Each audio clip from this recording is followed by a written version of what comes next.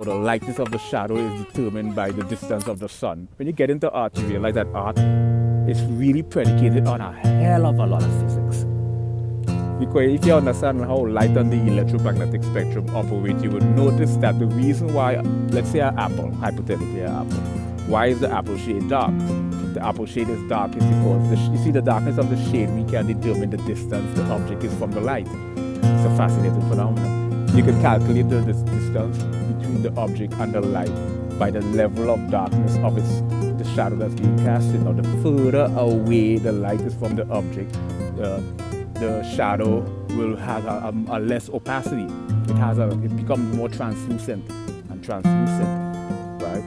It loses its translucency until it deteriorates and become transparent. You can see right through it. So I find art to be intriguing.